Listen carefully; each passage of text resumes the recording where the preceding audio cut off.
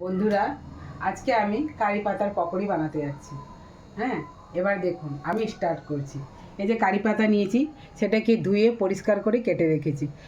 এক বাটি বেসন নিয়েছি, এটি চিলি ফ্লেক্স নিয়েছি, জিরে নিয়েছি, এটি বেকিং সোডা আর নুন আর লঙ্কা গুঁড়ো, একটু লাল মির্চির গুঁড়ো নিয়েছি, আর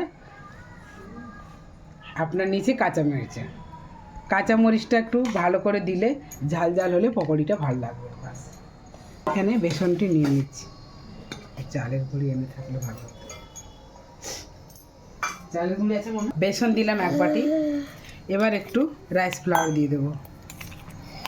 রাইস পাউডার দিয়েছি আমি 3 চামচ, 3 থেকে 4 চামচ, ছোটো চামচ আছে।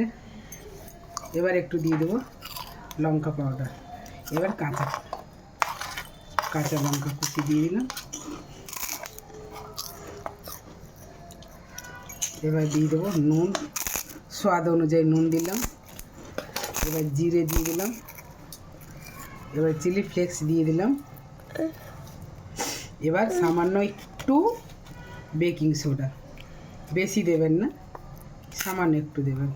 এবার দিয়ে দেবো কারি পাতা।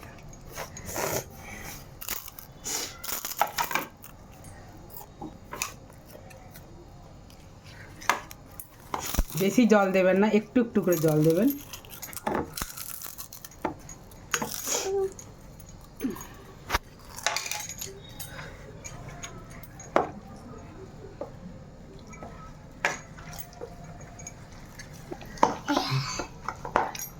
এই দেখুন, এটাকে মাখবেন, বেশি পাতলা করবেন না। এবার তেলটা আমি গরম করতে দিয়ে দিয়েছিলাম। হ্যাঁ, এবার আমি পকোড়িটি দেবো।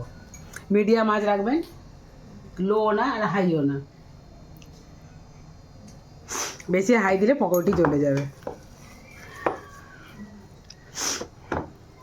আর এইভাবে ছাড়বেন আপনারা, এইভাবে ছাড়বেন। বেশ ছোটো ছোটো সাইজের হবে, খেতে মুচমুচে হবে।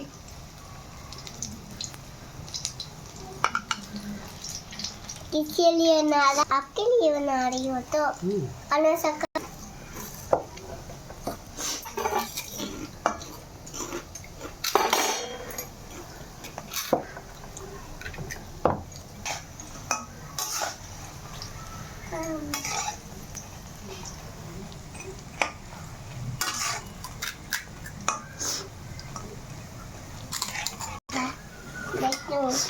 तुम क्या बना रही हो? कैसे पकौड़ी? कैसे पकौड़ी बनती क्या?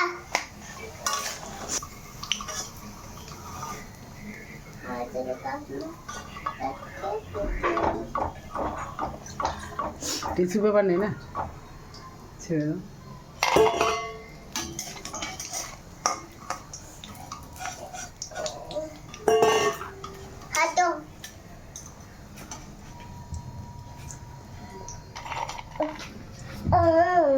কিছু হয়ে গেল না এই জিনিসটা।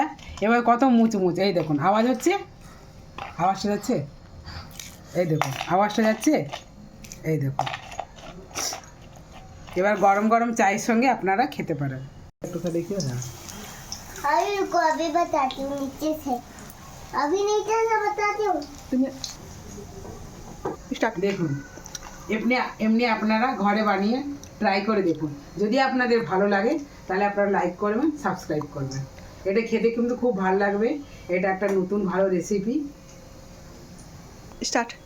আজকেই বন্ধুরা বানিয়ে ফেলুন। এবার সন্ধে হয়েছে, সন্ধ্যার নাস্তাটি আজকেই কারি পাতার পকোড়ি দিয়ে স্টার্ট করি।